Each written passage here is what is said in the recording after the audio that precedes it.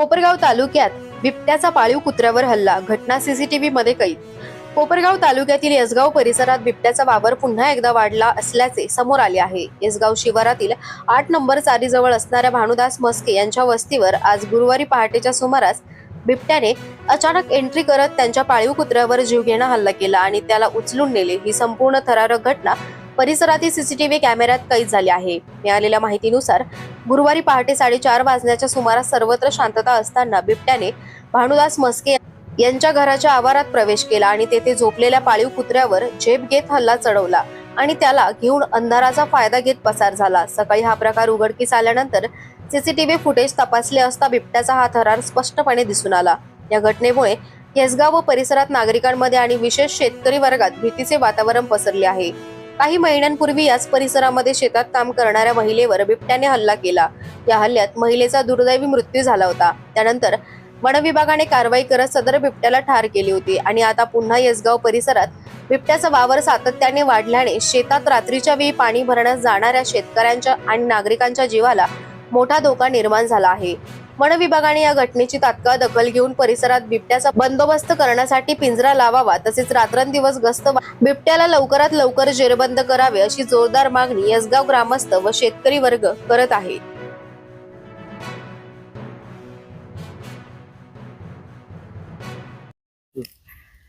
आमच्या इथं 3 दिवसापासून सारखा बिबट्याचा वावर आहे। इतक्या रात्रीचे कुत्रे भुकता, त्यांच्यावर तो हल्ला करतो, त्यामुळे आम्हाला घराबाहेर पडणं अशक्य आहे। तरी वन विभागाने लवकरात लवकर याच्यावर कारवाई करावी। मी रोहिणी गोरखनाथ मस्के, यसगाव।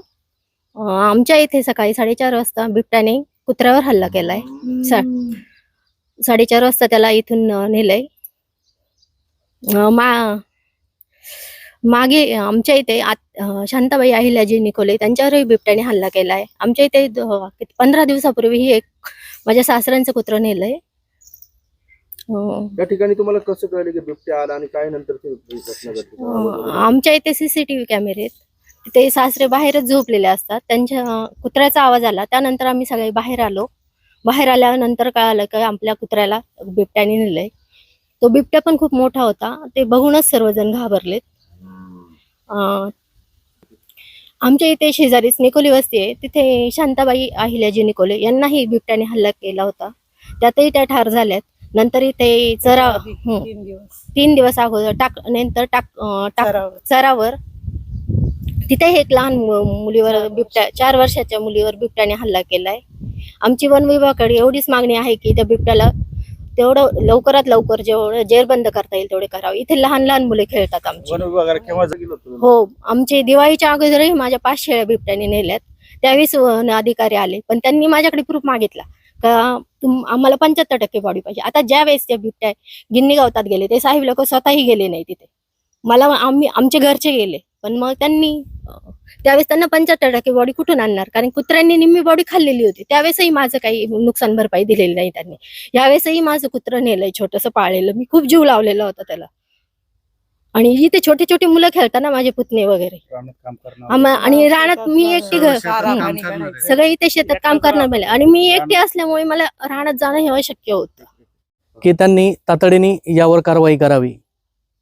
घटना या ठिकाणी या परिसरामध्ये घडलेल्या आहेत आणि आतापर्यंत किती घटना आहे काय सांगाल एकंदरीत? आतापर्यंत या ठिकाणी 2 दुर्दैवी घटना घडलेल्या आहे सर। कुत्रे वगैरे कंटिन्यू चालू आहे। 3 दिवसाहून बिबट्याचा इथं वावर आहे। वन विभागाला वारंवार सांगून सुद्धा त्यावर काही कारवाई होत नाही, दुर्लक्ष करताय। वन विभाग कोणती वाट बघतंय? एखाद्याचा बळी घेण्याचा बळी गेला तर वन विभागाला जाग येईल का? यापुढे एक गोष्ट सांगून देतो, वन विभागाला एक माझं विनंती राहील, इथं जर एखादी दुर्दैवी घटना घडली, एखादी मुलगं जर कमी जास्त काही झालं तर सर्वस्वी जबाबदारी ही सरकारची राहील, हे तुम्हाला क्लिअर सांगून देतो। ज्याप्रमाणे तुम्ही निकोलेच्या ठिकाणी मयत झाली होती ती महिला, त्या ठिकाणी लोक बघण्यासाठी मयत झाल्यानंतर तुम्ही सर्व काही प्रोसेस करता, हे चुकीचं आहे। तातडीने याच्यावर कारवाई करावी एवढीच विनंती राहील तुम्हाला। मी गोरख मस्के, आमच्या इथं आत्ताच 8 महिन्यापूर्वी म्हणजे माझी आत्या शांता अहिल्याजी निकोले ही घटना ताजी असतानाच, आणि त्यापूर्वी 3 दिवस आधी एक छोटी मुलगी, तिचा पण चरावर ते बिबट्याने हल्ला केला होता तिच्यावरती। आणि त्यानंतर माझे चुलते सुभाष म्हस्के यांची कुत्री आणि आज माझी भाऊजाई रोहिणी मस्के यांचं पाळलेलं कुत्रं बिबट्यानी त्याच्यावर पण हल्ला केला. आणि मी प्रशासनाला एकच मागणी करतो, तर तुम्ही आम्हाला बिबटे पाळायलाच द्या ना, बरोबर आहे की नाही?